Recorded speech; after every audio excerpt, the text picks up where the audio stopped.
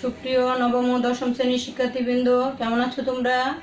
আমি আজকে আমার অনলাইন ক্লাসে স্বাগতম জানাচ্ছি তোমাদের। আমি অর্চনা দাস, গণবাংলা উচ্চ বিদ্যালয়। চলো শুরু করা যাক আজকের ক্লাসটি। আমরা কি পড়তেছিলাম আমরা ন্যারেশন।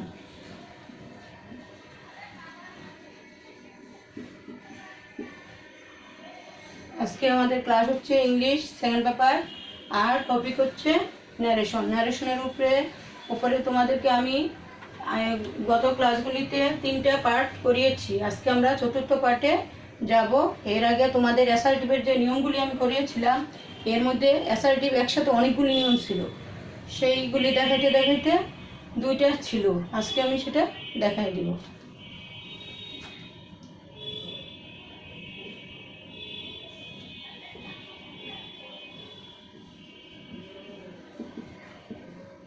অ্যাসার্টিভ ইনটু অ্যাসার্টিভ থেকে আমরা কি করব, অ্যাসার্টিভ সেন্টেন্সের 2টা নিয়ম, direct into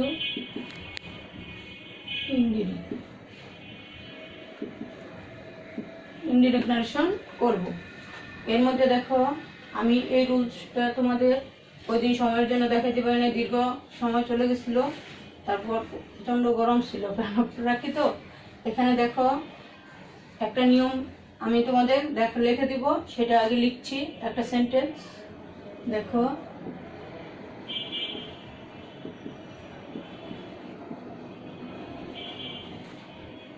he said to me, এটা হচ্ছে কি রিপিটিং ভার্ব।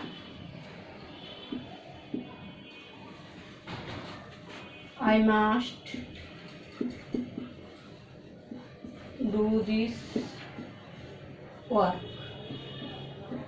দেখো এটা একটা সেন্টেন্স, এটা হচ্ছে কি রিপোর্টেড স্পিচ, আর এটা হচ্ছে কি রিপিটিং ভার্ব, আমাদের বা অংশ। এখন দেখো, I must do this work, এই মাস্ট যদি থাকে সাবজেক্টের পরে রিপোর্টেড স্পিচে, তখন কি হবে?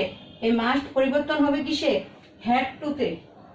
এটাকে আমরা যখন ইন্ডিরেক্ট করব, দেখো হি টোল্ড, টু উঠে যাবে, মি কমা উঠে যাবে, আগেই তোমাদের আমি দেখাইছি। কানেক্টর হবে ড্যাট, এই আইটা হচ্ছে হি, সাবজেক্টের সাথে চেঞ্জ হবে যেহেতু ফার্স্ট পারসন, এখানে কি হবে? হি। এখানে মাস্ট না হইয়া মাস্টার পরিবর্তে কি হবে বলছিলাম? হ্যাড টু, কারণ এটা আমাদের রিপিটিং ভার্বটা, সেট ভার্বটা পাস্ট টেন্সে। Had to do. দিস থাকলে কি বলছিলাম? নৈকট্যবাচক, দূরত্ববাচক, দ্যাট ওয়ার্ক। দিস থাকলে দ্যাট। দেখো ডট। এটা বুঝতে পারছো? যদি রিপিটেড স্পিচ কি হয়, সাবজেক্টের পরে মাস্ট থাকে, তাহলে কি হবে? হ্যাড টু হবে, মাস্টটা পরিবর্তন হয়ে হ্যাড টু হবে। আর রিপিটিং ভার্বটা যদি কি ফার্স্টে থাকে। আর এখানে দেখো এটারই মতো আরেকটা রুলস, এটা আমি আগে টাকচারটা লিখে দিই।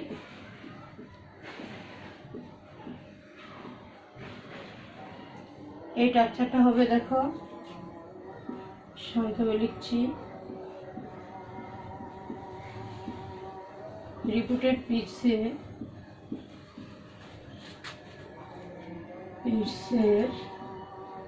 সাবজেক্টের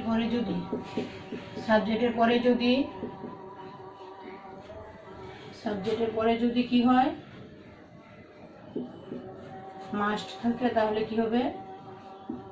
তবে ইনডিরেক্ট করার সময়, ইনডিরেক্ট নারেশনে কি হবে? মাস্ট হ্যাড টুতে পরিণত হবে।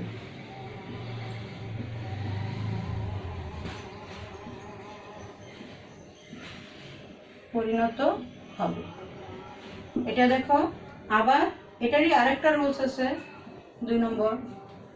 এটা অনেক ইম্পর্টেন্স, অনেক কাজে লাগবে তোমাদের, এর জন্য আমি আজকে আবার অ্যাসার্টিভে গেছি। দেখো রিপিটেড স্পিচে যদি আরেকটা সেন্টেন্স লিখি আমি, তারপর দেখাচ্ছি।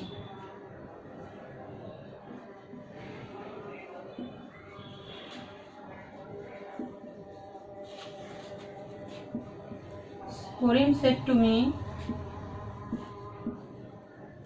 I must obey my parents.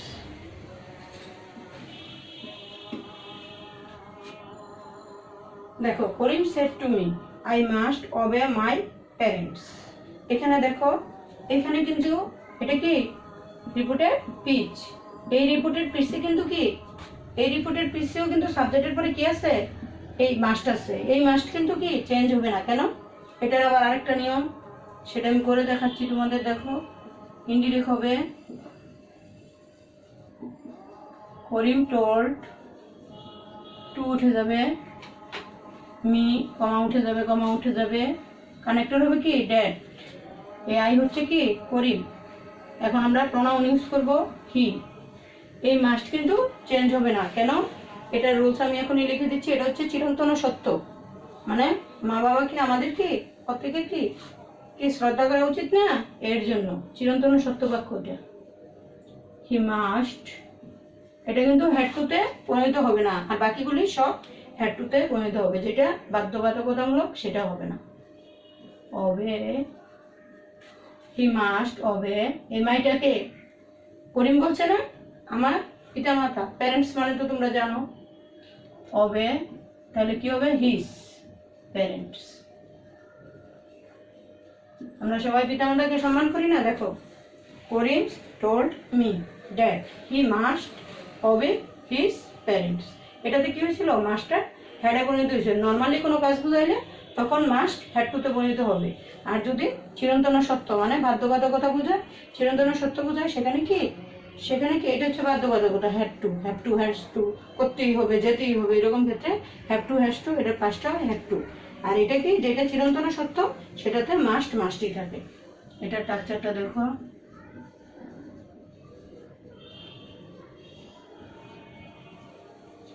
এটার স্ট্রাকচারটা হবে এরকম।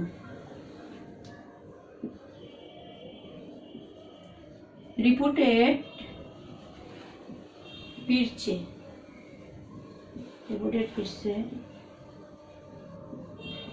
মাস্ট থাকলেও যদি সেন্টেন্স দ্বারা যদি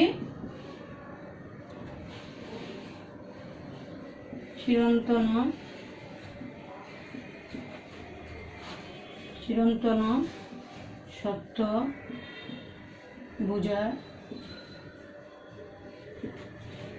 তবে মাস্ট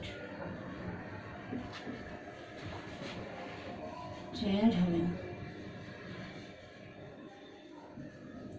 মাস্ট চেঞ্জ হবে না, বুঝতে পারছো? এটা একটা অনেক ইম্পর্টেন্ট রুলস। তোমাদের কিন্তু বেসিক নারেশন এই নিয়মটা থাকবে। দেখো প্রথমটা আমরা বলছিলাম যে নর্মালি কোনো কাজ বোঝাইলে তখন মাস্ট কি হবে? হ্যাড টুতে পরিণত হবে। আর যদি চিরন্তন সত্য কথা বোঝায় যে আমাদের বাবা মাকে আমাদের কি করতে হবে? সম্মান করতে হবে, শ্রদ্ধা করতে হবে, এটা কি চিরন্তন সত্য বাক্য। এর জন্য কি মাস্টের কোনো পরিবর্তন হয় না। দেখো Karim told me that he must obey his parents. Okay, লিখেছ তোমরা? খাতা কলম নিয়ে বসছো তো? প্রতিটা নিয়ম কিন্তু লিখবে যখন প্যাসেজ নারেশন করবে, নাহলে কিন্তু পারবে না। আর এর উপরে তোমরা প্রতিটা রুলস অনুযায়ী 20টা করে সেন্টেন্স বানাবা। ইনডিরেক্ট এবং ডিরেক্ট করবা, তোমরা নিজেই ডিরেক্ট লিখে ইনডিরেক্ট করবা।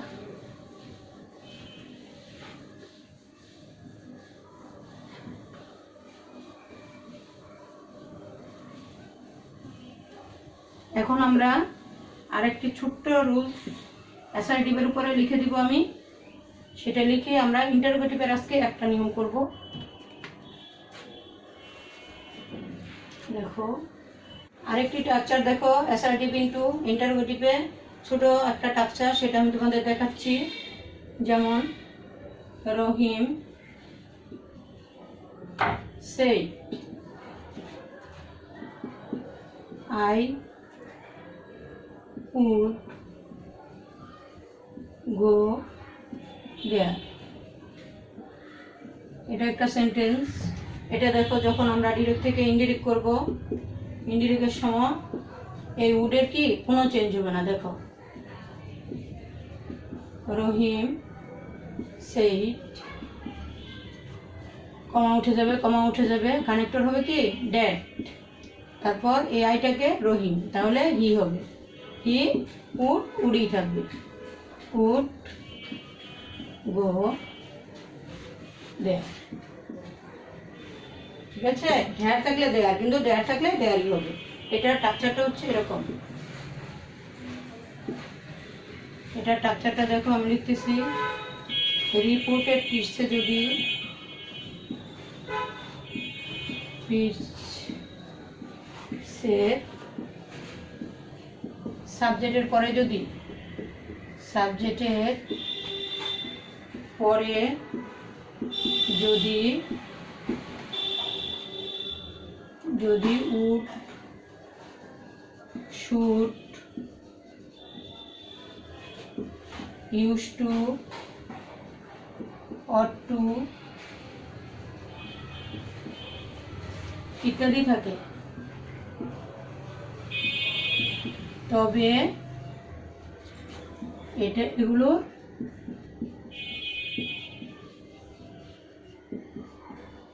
কোনো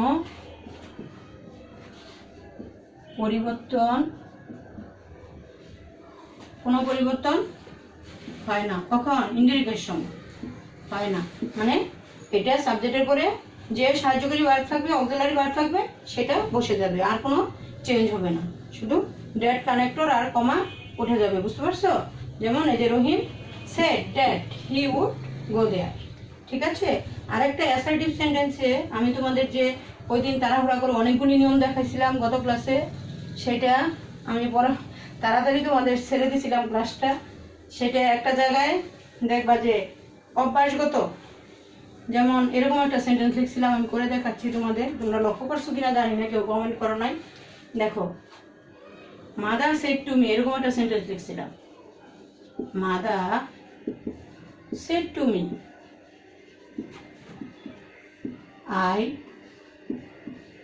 I read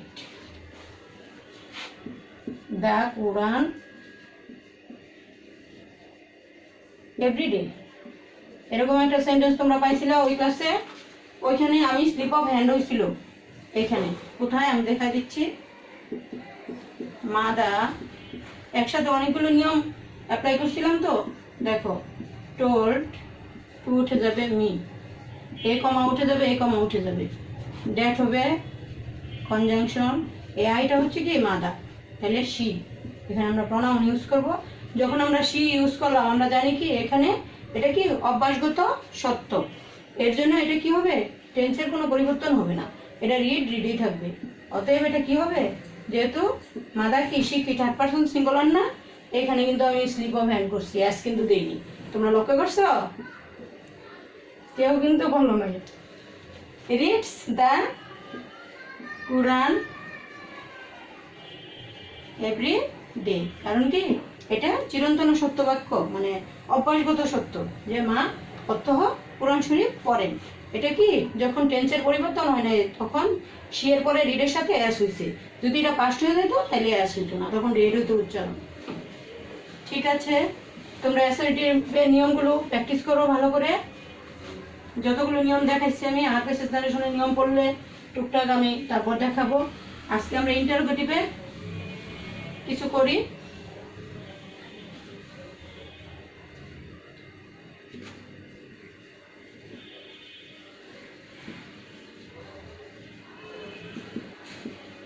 আজকে ইন্টারোগেটিভ সেন্টেন্সের আমরা ডিরেক্ট ইনটু ইনডিরেক্ট করব, তোমাদের বলছিলাম যে পরবর্তী ক্লাসে, কিন্তু অ্যাসার্টিভের বাকিটুকু আমি একটু দেখাই নিলাম, কারণ তোমরা যদি প্যাসেজ নারেশনে গিয়ে মাস্টার নিয়মটা পাইতা, তখন তোমরা বলতা যে দেখাইনি, আমি ফাঁকি দিয়ে আমি পড়াইতে পারি না। দেখো ইন্টারোগেটিভের এখানে দেখো, ইন্টারোগেটিভ সেন্টেন্স আগে বলে তোমাদের বলছিলাম শিখে আসতে, অবশ্যই তোমরা আগে থেকেই পারো, এটা আমরা প্রাইমারি স্কুলে শিখে থাকি, সেন্টেন্স না বুঝলে তো কিছুই হয় না।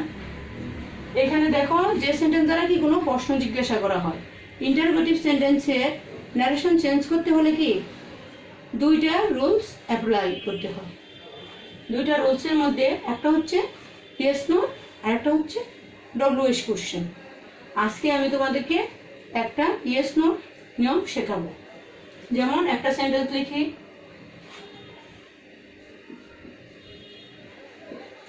Teacher said to me.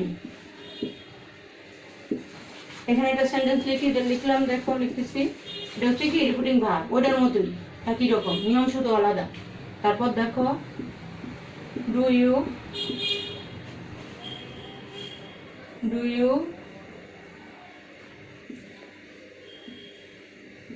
go to school, প্রশ্নবোধক চিহ্ন পরে inverted comma, do you go to school, এটা দেখো রিপিটিং ভার্ব, আর এটা হচ্ছে কি রিপিটেড স্পিচ। এখন টেন্স তোমার একই নিয়ম, ওই যে স্ট্রাকচার লিখে দিয়েছিলাম সেই নিয়মই। দেখো এটা পাস্টে আছে আর এটা কোন টেন্সে আছে বুঝতে পারছো? প্রশ্নবোধক, ইয়েস নো প্রশ্ন। ইয়েস নো কেন এটা বলতে পারো? Do you go to school, teacher তোমাকে জিজ্ঞেস করলো তুমি কি স্কুলে যাও, তুমি শুধু কি ইয়েস অথবা নো এটা বলেই উত্তর দিতে পারো, অন্য কিছু বলতে হয় না। যদি যাও তাহলে বলবা যে ইয়েস, আর না গেলে নো। এই জন্য এটা এরকম, মানে এটাকে ইয়েস নো বলা হয়। দেখো এটার সেটবার পরিবর্তন হয়ে কি হয়, আক্স, আগের মতোই সাবজেক্ট বসবে, প্রেজেন্টে হলে কি হবে আক্স, যদি সে থাকতো, এটা সাপোজ যদি সে থাকতো, আর এটা যেহেতু সেড আছে কি হবে আক্সড, বা এনকোয়ারি হয়, সেটা লাগবে না আমাদের, একটা শিখবো আমরা। কানেক্টর কি হবে এই নিয়মে, ইফ, কমা উঠে গিয়ে কানেক্টর হবে ইফ অথবা ওয়েদার, এটাও হয়, এত বড়টা লেখার দরকার নাই, তোমরা ইফ ইউজ করবা, ঠিক আছে। তারপর কি হবে, এই রিপিটেড স্পিচ যে আছে এটা সাবজেক্ট কিন্তু আগে আসবে। আমি তোমাদের আগের রুলসে বলছিলাম যে, আগে স্ট্রাকচারে যখন বেসিক আইডিয়া দিছিলাম তখন বলছিলাম যে প্রতিটা সেন্টেন্স কে ইনডিরেক্ট করার পর ডিরেক্ট থেকে নারেশনের ক্ষেত্রে সবগুলো কি অ্যাসার্টিভ সেন্টেন্সে পরিণত হয়। অ্যাসার্টিভ সেন্টেন্স মানে কি প্রথমেই সাবজেক্ট, আর এখানে কিন্তু প্রথমে সাবজেক্ট নেই, এটা কি আছে অক্সিলারি ভার্ব। অক্সিলারি ভার্ব কোনটা, এটা এমিজার, যেগুলি স্ট্রাকচার অনুযায়ী তোমরা জানো ওইগুলো কিচ্ছু না। এটা কি, এটাকে কি বলছিলাম, ডু প্রেজেন্ট ইনডিফিনিটের কি থাউলাতি ভার্ব, ডু ডাস হয়, আর পাস্ট ইনডিফিনিটিভ হয় ডিড। এখানে দেখো সাবজেক্ট, সাবজেক্ট আমাদের ইউ। এখন আমরা এটা করি, তারপর স্ট্রাকচারটা আমি লিখে দিব। সাবজেক্ট আসবে, দেখো ইনডিরেক্ট করলে টিচার, এটা কি হবে সেটবার পরিবর্তন হয়ে আক্সড, টিচার আক্সড, টু উঠে যাবে, ঠিক আছে, ওইটার মধ্যে মি অবজেক্ট বসবে, আর কমা উঠে গিয়ে কি হবে কানেক্টর ইফ, আর কি হবে দেখো সাবজেক্ট আমাদের কি ইউ, ইউ হচ্ছে কি সেকেন্ড পারসন, সেকেন্ড পারসনের পারসন পরিবর্তন আমি তোমাদের বলছিলাম কার সাথে হয়, অবজেক্টের সাথে হয়, রিপিটিং ভার্বে অবজেক্টের সাথে। তাহলে এখানে আমাদের অবজেক্ট মি, মি, তাহলে কি হবে মি, যেহেতু টিচার ন্যারেশন করার সময় কিন্তু অর্থ বুঝলে ন্যারেশন অতি সহজে হয়ে যায়। টিচার আমাকে বললেন তুমি স্কুলে যাও, প্রশ্ন করলেন। এখন দেখো এই মিটাকে আমি, তাহলে ইউটা কি হবে আই, ইফ আই কি হবে, এটা কোন টেন্সে আছে present indefinite. Present repeating verb যদি পাস্টে থাকে, প্রেজেন্ট ইনডিফিনিট রিপিটেড স্পিচের প্রেজেন্ট ইনডিফিনিট কোন টেন্সে পরিণত হবে, তালিকা আমি লিখে দিচ্ছি না তোমাদের, স্ট্রাকচারটা কি হবে পাস্ট ইনডিফিনিটে পরিণত হবে। এখন আমাদের এখানে মেন ভার্ব কোনটা সেটা বুঝতে হবে আমাদের, এটা তো আর মেন ভার্ব না, এটা তো হাওলাতি ভার্ব, এটা হচ্ছে আমাদের গো হচ্ছে মেন ভার্ব। তাহলে কি হবে ইফ আই ওয়েন্ট, গোয়ের কি তিনটা রূপ না, গো ওয়েন্ট গান, আই ওয়েন্ট টু স্কুল, ঠিক আছে, এই কমা উঠে যাবে আর এই ই প্রশ্নবোধক উঠে যাবে আর ডট হবে, ঠিক আছে। Teacher asked me if I went to school, এটা প্রেজেন্ট ইনডিফিনিট আছে, এটা পাস্টে আছে বলে, রিপিটিং ভার্ব পাস্টে আছে বলে এটা অনুরূপ কিসে পরিণত হয়েছে, পাস্ট ইনডিফিনিটে পরিণত হয়েছে, করসপন্ডিং পাস্ট টেন্স, মানে প্রেজেন্ট এটা পাস্ট থাকলে এটাও পাস্ট হবে, এটাও পাস্ট হবে। ঠিক আছে শিক্ষার্থীরা, তোমরা তাহলে এই নিয়মটা প্র্যাকটিস করো, আর আমি অ্যাসার্টিভের যে নিয়মগুলি তোমাদের দেখা দিচ্ছি সেগুলি তোমরা প্র্যাকটিস করো, ঠিক আছে। আমি 2টা সেন্টেন্স তোমাদের লিখে দিই, আর তোমরা কি এই নিয়মের 20টা সেন্টেন্স করবা, আর অ্যাসার্টিভের প্রতিটা 15টা 20টা করে সেন্টেন্স করবা, ডিরেক্ট লিখা ইনডিরেক্ট লিখবা। এখানে আমি সেন্টেন্স লিখে দিচ্ছি, দেখো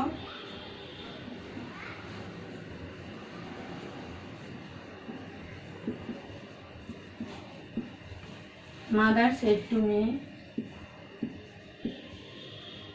আর ইউ ওয়াচিং টিভি? দেখো এটা একটা সেন্টেন্স, এটা তোমরা সলভ করবে নিজেরা। আর একটা লিখে দিচ্ছি, I say to him. I say to হিম রিপোর্টের পিচ হবে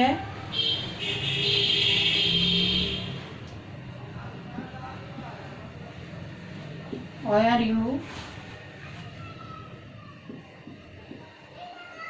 playing football?